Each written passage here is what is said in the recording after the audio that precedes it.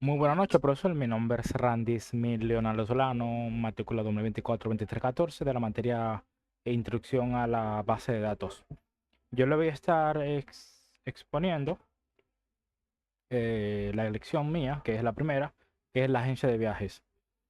Las razones por las cuales hice esta elección fue porque, uno, es fácil. Por ejemplo, una de las razones principales es que tiene una cantidad limitada de entidades y relaciones, o sea, una cantidad limitada de tablas y una cantidad limitada de relaciones que se pueden hacer entre las tablas, incluso, por decirlo así, se puede llamar, pues, pequeña, ¿ves? Dentro de lo que cabe, pequeña. También podemos aplicarlo a un escenario realista. Dígase que si tenemos realmente una agencia de viajes o tenemos que hacer un negocio de agencia de viajes, podemos aplicarlo porque realmente hice un análisis de cómo eso se aplicaría y de cuáles son las cosas que se deberían de necesitar en una agencia de viajes. Igualmente podemos expandir las tablas, o sea, la base de datos. O sea, la base de datos pues, es escalable. En tal caso de que le falte algo, podemos seguir expandiéndola. Bien, dentro de las fases de las fases del diseño de la base de datos, tenemos la primera, que es la primera fase, que es son los requisitos de la base de datos, que necesitamos una base de datos prácticamente que defina los clientes, las reservas, los paquetes, los viajes y empleados, los pagos y los destinos, o sea, clientes, las personas que tenemos como clientes, las reservas que hacen los clientes, los paquetes que tienen las reservas, los viajes que también están dentro de las reservas, los empleados, obviamente porque tenemos empleados, los pagos porque igualmente las reservas tienen pagos y los destinos, porque somos una agencia de viajes y debemos de tener destinos. Eso lo hicimos mediante ya un análisis de la planificación, o sea, como cuando nos definimos como el negocio, vimos lo que necesitábamos. Ahí están los requisitos, que es la primera fase.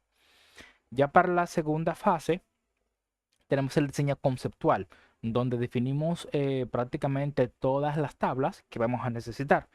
Por ejemplo, empleados, está el ID de empleado, que es el primary key, el nombre, apellido, correo, teléfono. Me faltó teléfono ahí, pero está teléfono pues, incompleto, el cargo, la fecha de contratación, el salario y el ID del supervisor. Porque obviamente tenemos que tener supervisor. Dentro del cliente tenemos el ID del cliente, que es el primary key. Dentro del destino tenemos el ID de destino, que es el primary key. Dentro del paquete tenemos el ID de paquete, que es el primary key. Solamente puse estos cuatro aquí porque podemos discutir los demás ya. Bueno, los otros dos, los demás están en el proyecto para que lo puedan leer. También tenemos la reserva y los pagos. O sea, tenemos seis tablas aquí. Incluso podemos expandir las tablas a un poquito más allá. Bien, la tercera fase es el diseño lógico. Para nuestro caso, elegimos la base de datos relacional, que utilizaremos un SQL para gestionarlo, el gratuito, obviamente. Y el sistema de gestor de base de datos también será SQL. Bien, ya luego que tenemos estas tres fases definidas, se lo voy a mostrar aquí. La imagen no carga, ¿por qué? Bueno, se lo voy a mostrar aquí. Déjenme abrirlo. Exactamente. Bien, para crear, simplemente tenemos dos formas de crearlo. Podemos decirle create database, agencia de viajes, por ejemplo, punto y coma, y va a crear la base de datos directamente. Punto y coma. Es el nombre, create database, agencia de viajes. Luego creamos las tablas, mirar aquí donde las cree cada una, la de empleado, la de empleado, y una de las partes donde se requería también era ingresar datos de empleados. Por ejemplo, Carlos, Miguel, José, María y todos los empleados que vamos a necesitar. Es un caso obviamente no realista. O sea, la base de datos es realista, sí, pero los empleados no. O sea, son datos aleatorios. Bien. Igualmente, por ejemplo, aquí le podemos dar un clic derecho, le podemos dar a Add New Database aquí. Add New Database y igualmente lo podemos crear. poniendo el nombre y todo lo que queramos. Bien. Igualmente aquí en Create Cable le decimos quién es el primary key y por ejemplo si es el modelo de entidad relacional es uno a uno. Igualmente, por ejemplo, decimos si es entero o si es decimal o si es un bar chart o si es algún tipo de dato, algún otro tipo de dato a lo que me refiero. Aquí están las tablas y los datos que nosotros fuimos ingresando. No voy a abundar mucho sobre eso. Igualmente la tabla de cliente, tabla de destino.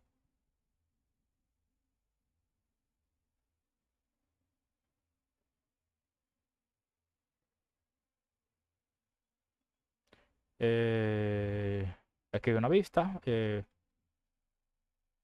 los datos que ingresamos al destino, tabla paquete, los datos que ingresamos al paquete, la tabla de reserva, míralo aquí. Eso es lo foreign key. Esas son como las relaciones que se pueden dar entre cada una de las tablas, que se la voy a mostrar ahora en el modelo de entidad relación. Los datos, y así fue que hice cada una de ellas. Ya aquí son las consultas, que eso lo voy a aplicar en unos minutos. La tabla que le voy a decir ahora, ¿dónde está? Mira, los diagramas. Este es el modelo de entidad relación que le quería mostrar. Bien, por ejemplo, el empleado tiene un primary key con el ID de empleado. Por ejemplo, no, el ID de empleado tiene un primary key con el ID de supervisor que se relacionan los dos, o sea, están conectados. Y ese es el modelo de entidad relación que tenemos ahora mismo. Por ejemplo, si vemos, todas caen en un solo lugar, que son las reservas. Las reservas para el negocio son bastante, muy importantes para nosotros. ¿Por qué? Porque nos dicen prácticamente toda la información que nosotros necesitamos, cuántas reservas tenemos, e incluso con los pagos, cuánto dinero hemos obtenido o cuánto hemos vendido con el número de reservas. Por eso todo cae dentro de las reservas. Tenemos la de pago, cliente, destino, paquete y empleado. Empleado puede relacionarse con todo, igualmente con la de reserva, pero todas están unidas con la reserva. O sea, todos los datos que nosotros compilamos caen dentro de la reserva. Y ese es el modelo de entidad relación. Yéndonos para acá otra vez, vamos a la diapositiva completa. Ese fue el modelo de entidad relación. Ya para la normalización, eso lo voy a aplicar ahora, antes de, quedan 2 minutos para los 10. La base de datos, ok, aquí. Por ejemplo, las consultas que nosotros pudimos obtener, míralo aquí, por ejemplo,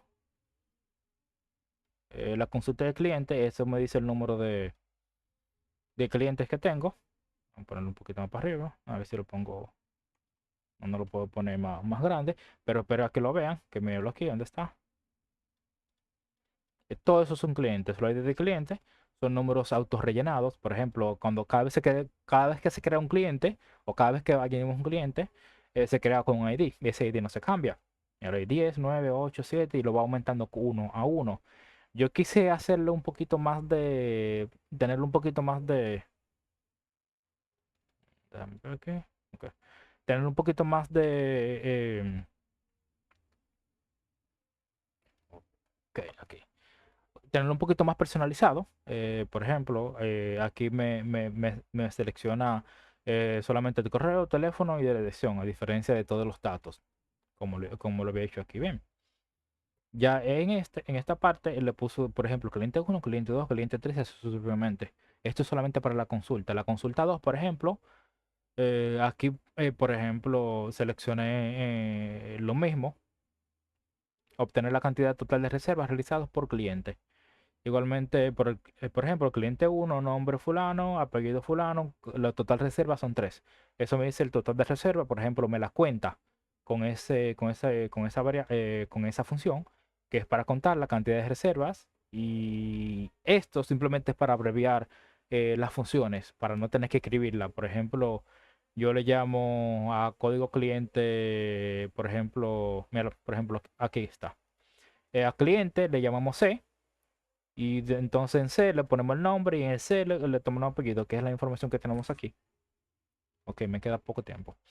La consulta, otra consulta, como esta, que me muestra los paquetes turísticos disponibles, su precio y duración de destino. Aquí, por ejemplo, me muestra el nombre del paquete. Yo le puse paquete de aventura, paquete cultural, paquete express, paquete de lujo, que son, por ejemplo, dígase, destinos diferentes, con paquetes diferentes. Por ejemplo, el destino España, Barcelona, Japón, Francia, Australia. El precio y la duración de días de esos paquetes. O sea, entre ida y vuelta, ahí contiene. Bueno, quien va a comprar un paquete, pues se le explica ya a la secretaria o la persona de venta qué es lo que contiene, cuánto día, cuánto sale y ese tipo de información. La siguiente parte, identificar los itinerarios asociados a un paquete específico, indicado actividades y horarios. En esta forma, simplemente el código de reserva, igual que hice con cliente, que le puse un R, porque me sale mucho más fácil. Simplemente para identificarlo incluso mucho más rápido, R de reserva y C de cliente. Así lo tengo diferenciado y no confundo los números al momento de llamarlos. Bien, esta también me cuenta la cantidad de paquetes vendidos para las ventas. Aquí, por país y por código de paquete. El siguiente me da un resumen de ingresos por mes, cuánto se vendió por reservas, obviamente. Me da el número de reservas que se hizo y me calcula las reservas que se hicieron de ese mes. E incluso me da la diferencia entre en efectivo, tarjeta de débito o PayPal, porque también recibimos diferentes métodos de pagos. Ya son 12 minutos. Vamos a ver aquí. Me disculpo por el tiempo, la verdad, porque es bastante información. Pero esa es prácticamente la información que yo hice, o sea, el proyecto que yo hice. No me dio tiempo a aplicar realmente mucho, por ejemplo, format, hay muchas funciones que se utilizaron, group by, from, que ya explicamos en tareas anteriores de cómo se utilizan. Y sin más que decir, me despido. Mi nombre es Randy Esmil Alonso Solano, matrícula 2024-2314. Nos vemos en clase, profesor. Muchas gracias.